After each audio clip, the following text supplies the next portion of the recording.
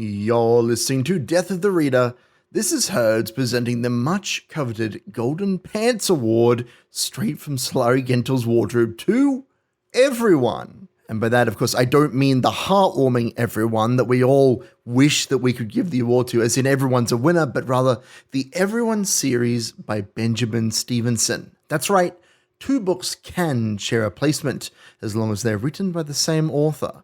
There was much internal debate on the Death of the Reader team as to how we could possibly choose one above the other, but with the power of a year-long symmetry, some planning, and a bit of admittedly personal bias towards quirky meta-narratives, we decided we couldn't separate these two, bound by birth through fate in a double homicide into our hearts, and we hope into yours.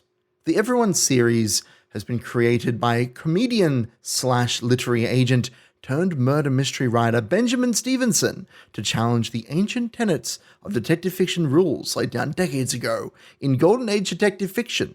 This series of unparalleled meta-narratives is designed to thread a delicate needle between the author and the protagonist and the reader, between clever and obnoxious, between comedy and tragedy. Stevenson employs a different set of playful narrative devices in every book that is sure to polarize his audience and, in a nutshell, tries to give the reader as much information on the page as humanly possible while still maintaining a thin veil of mystery. How, you may be asking? Well, he spoils you. In Stevenson's first novel, Everyone in My Family Has Killed Someone, it's in the title. The story takes place in a snowy ski resort in non-Outback Australia, unique for our country's crime genre. The family of our protagonists, who have all killed someone, of one Ernest Cunningham, Ern to his friends, has gathered for a good old-fashioned family reunion. Well, that sounds lovely to us. Absolutely dreadful to Ern. He is the reluctant author of the story, and we spend a good amount of time dwelling in his personal narrative. Before we reach the result, we are told the pages on which the various deaths in the story will occur, the fact that Ern survives to write the story in the first place because he is the in-fiction author, and the fact that his reunion is to celebrate Ern's brother being released from prison, and also that Ern put him there. And he still has the dirty money that's responsible for his brother's imprisonment.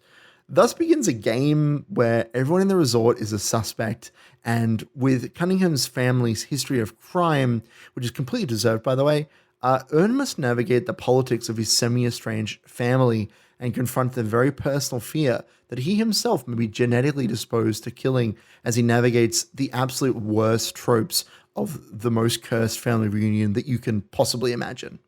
The second novel, Everyone on This Train is a Suspect, is a sequel to the first, of course, and follows the closed circle formula.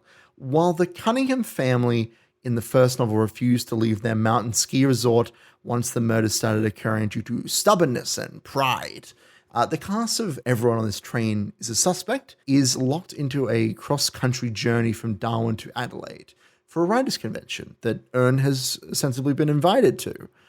Rather than the close-knit family of the Cunninghams to accompany us and dog our every step, we are introduced to the found family that is the writers that star in the writers' talks on the train, banter with each other and their totally reined-in fans, and throw not so well-intentioned barbs at each other on the very public stages that they're asked to occupy without remorse.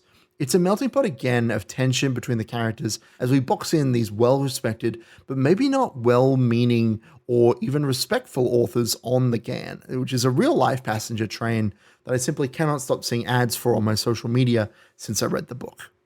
Thanks, Stevenson.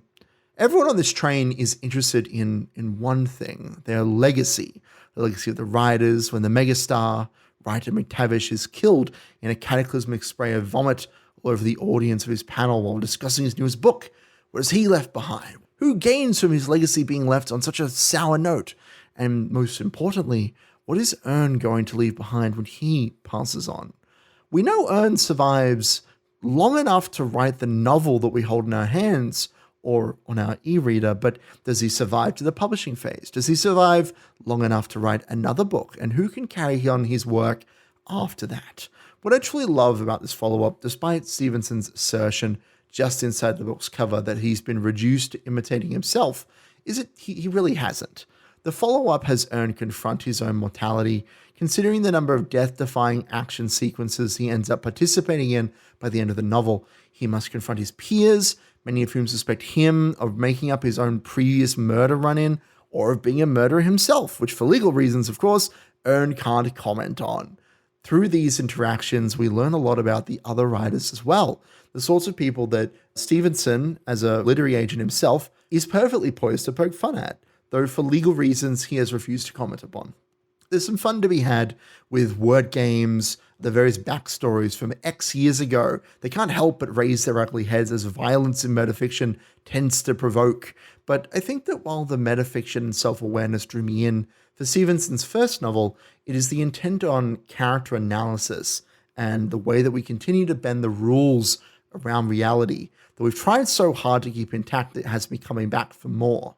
With all that out on the proverbial table, I'm extremely pleased and honored to officially present Benjamin Stevenson's first 2 entries in the Everyone series with the Solari Ghentil Award for 2023. You will receive your solid gold dance pants in the mail shortly.